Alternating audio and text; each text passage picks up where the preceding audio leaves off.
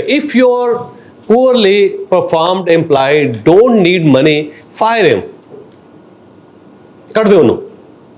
अगर उसे पैसे नहीं चाहिए तो निकाल दो, क्योंकि आप कारोबार कर रहे हैं। याद रखें, आपको सूफिया इकराम का एक तकिया नहीं चला रहे, ठीक? आप बिजनेस कर रहे हैं, और बिजनेस के अंदर जरूरी है कि आपको भी कमाना चाहिए और आपके एम्प्लॉइज को भी कमाना चाहिए।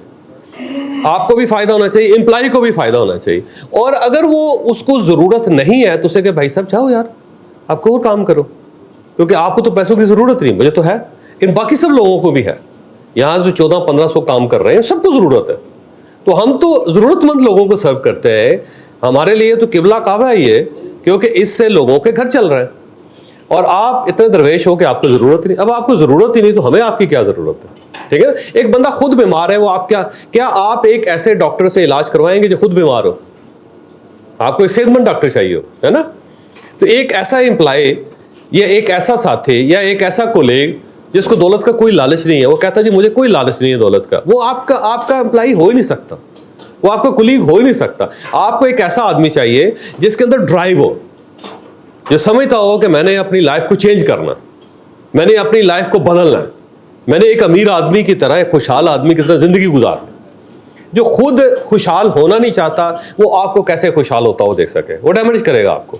तो बेहतर ये है कि जनाब यहाँ उससे जान छुड़ाएं या उसके अंदर एक अर्ज पैदा करें पैसे की, ठीक? पैसा याद रखिए बुरी चीज़ नहीं होता। सब कॉन्टिनेंट का इशू ये है कि जब यहाँ पे गोरा आया तो उसने मुसलमान को डैमेज करने के लिए उसे कहा तू दरवेश है यार, तुम्हें पैसे की क्या जरूरत है, पर लानत बेच, हाथ का मैल है। और जो हिंदू थे उन सबको बताया कि नहीं नहीं नहीं, मैल मूल नहीं होता, तुम कमाओगे तो बेहतर होगे, तुम्हारी लाइफ अच्छी गुजरेगी। उसके दो व्यूज थे, मुसलमान के लिए अलग था और हिंदू के लिए अलग था। यहाँ पे बाकायदा जैली सूफिया कराम का पूरा सिस्टम बनाया गया, और उन लोगों का काम ही यह था कि लोगों को बिठा के कहते थे भंग पियो और अल्लाह के ऊपर छोड़ो हर चीज़।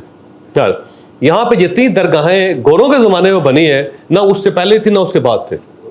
उसका रीज़न ये था कि मुसलमान जो था उसको आप नॉन प्रैक्टिकल कर दें, क्योंकि वो वॉरियर्स थे और यहाँ पे हुक्मरान थे।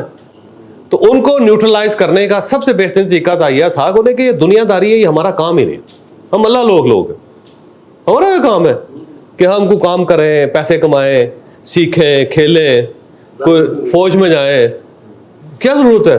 हाँ बैठे चुप करके तो है भंग भी है।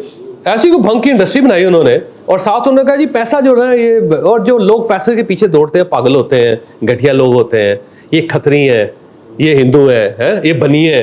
हमने उन लोगों को इतना करके ना ग्लोरीफाई करके कि ये वो लोग हैं जी, बनिए, ये उनका ना, ये शेख है, ये आम नॉर्मल आदमी का जट बूट का काम ही नहीं। जब ये कह के ना गोरे ने प्रॉपर इनको नॉन प्रैक्टिकल कर लिया, वो अभी तक हमारे डीएनए में चला आ रहा है, अभी तक लोगों की सोच में आ रहा है कि कल मर ही जाना है जी, क्या फायदा काम करने का। भाई कहते यार मर ही जाना तो बाकी काम क्यों कर रहे हो, कपड़े क्यों बनाए जा रहे हो यार, जेवर क्यों खरीदी जा रहे हो, वो भी छोड़ दो ना, मर ही जाना ना। अच्छा काम पे आके कहेंगे मर ही जाना है, छोटो परो पैसे भी आ गए मर ही जाना है, छोटो परा। ये बेसिकली पूरा एक सिस्टम बनाया गया था, और उस सिस्टम का नुकसान ये है कि आज तक हम पैसे को बुरा समझते हैं। पैसे वाला है गाली दो, फिल्में बनती है ना, जितने पैसे वाले उनके खिलाफ हीरो खड़ा हो जाता है, हीरो टांगा चला रहा होता है खुद, और सेठ साहब को गाली दे रहा होता। वो कर करके कोई ऐसा को मत मारी हुई है कि अब को बंदा बात करे ना आपसे, यार बंदे को पैसे कमाने चाहिए, बंदा कहता है ये बड़ा वाह आता आदमी, पैसे की गल करो। अच्छा उन्होंने चुप करके भंग पी के बैठा रहो, कोई तो बहुत अच्छा आदमी।